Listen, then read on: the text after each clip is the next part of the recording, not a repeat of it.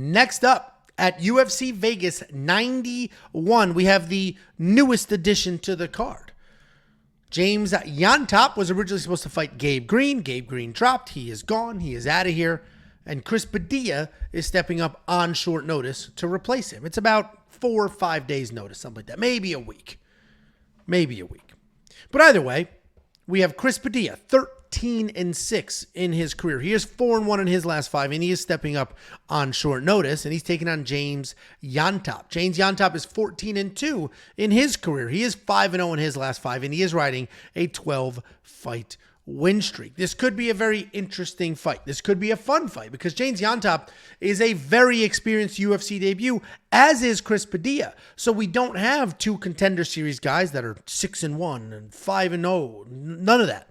We have 2 guys that have full-blown careers at this point making their big show debut. James Llontop has 16 fights with 8 stoppages.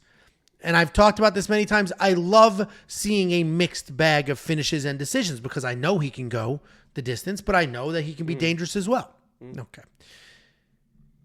What the hell was I? Oh, and for a UFC debut, that is very important because I know he's not just going to fold if he doesn't immediately get a finish. I know that James Llontop can fight for a while. He doesn't really look for offensive takedowns very often, but if he is taken down, he's got solid grappling. Overall, he's a dangerous striker who can keep fights standing and avoid any problems on the ground. Taking on Chris Padilla. I mentioned stepping up on basically a week's notice, and it seems to be a controversial signing. Chris is a pretty well-rounded guy. He's got mixed success on the local scene. He likes to come forward. He'll strike for just a little bit, look to clinch immediately, and then look to get this to the ground. He's not great at anything, but he's pretty good at everything. He does like to pressure forward. He is pretty durable. And I mentioned the controversial signing, and that's because for some reason the internet is loaded with complaints. Why would the UFC sign a guy that went 6-6 in his last 12 fights? Why is the UFC signing people like Chris Padilla who are 13-6 and not? And then they listed all these other people that seemingly are better prospects. It was a lot of typical Artem. He might have said that. Is a lot of people. No, you know what? Actually, about this fight is I was watching a Chris Padilla fight on YouTube, and there was one comment. Do you know who that one comment was? Was it Artem? It was Artem, all caps. War Taco. Did he just place that comment? Like, was it a new comment because he saw he got signed to the UFC and then he was like, yes, engagement guy. Fucking nerd. Well, Artem will be rooting for Chris Padilla, and that may be on deaf ears because I don't think Chris Padilla is going to win this fight. I think James Llontop is too durable.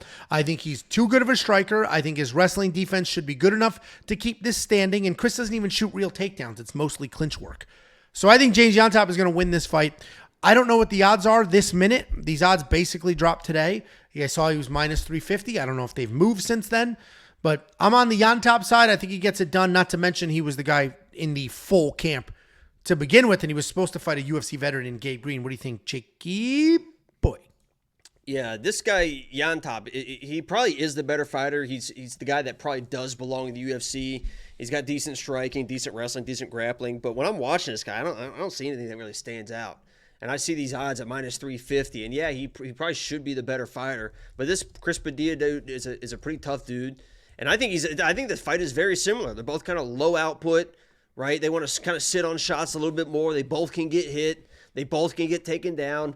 I think this could end up being a close fight. I don't see the value in minus 300, minus 350 in James Llontop, but I mean, he should win. He's going to be my pick. He's the better fighter here, but when I watch him, I don't see anything that's like, oh, wow, he does this really well. I mean, he's a very good, solid guy with decent power, but yeah, I'm not seeing anything that's like making me feel real good about laying minus 350 on him. No, and he's a UFC debut. And the only thing that does bring me some comfort in his debut status here is the 8 stoppages, but then a whole bunch of decisions as well. The decisions are helping. He's perfectly fine with just kind of dun-dun-dun and landing enough shots and having enough volume. And it seems like he understands what's going on in a fight. Yeah. He's not going to like fall behind with this lack of volume. But, you know, I agree. He's definitely one of those guys that can just be there. Yeah, and I like, we've been burned many times with some of these hot prospect, killer, striker, contender series guys coming into UFC. So that's why I appreciate somebody like a James, who I know won't just fold if he doesn't have early success striking. Is that Peru? We don't have... What? What did you just yell? Is that Peru? The flag? Yeah, maybe. I don't know. Don't you do fun with flags with Sheldon Cooper? Now say that again. Some people will get that joke. James' pricing remains the same. He may be some of the better value in DraftKings because he was in an even fight with Gabe Green, a very close competitive fight. Now, as we all know, he has a short notice UFC debut. He's almost a 4-1 favorite, and DraftKings does not adjust their salaries for the person who stayed on the card. So James Llontop will remain at $8,200. Chris Padilla will probably be in the 6-something price range when his pricing drops, but you're going to get an almost 4-1 favorite at almost even DraftKings money. I do think you should probably have a little bit of that in your lineup. If you want to check out everything else that we do, the incredible features and functionality of the website, everything that Premium has for you, not only the bets, but the picks, the tools, and everything else, WeWantPicks.com. Click Become a Member. It is only $10 for an entire month. Somebody asked about the safety parlay. I don't have one up yet, just keeping a closer eye on these things. Probably a mixed bag between money line and round line. I'm just going to have to take a closer look and wait it out. I was hoping to see what the odds would be for this fight. Yang Na, submission. Rani Yaya, submission. Safety parlay, there you go. There you go. A plus 4,500 safety parlay. There you go. Well, can't wait to run this one back.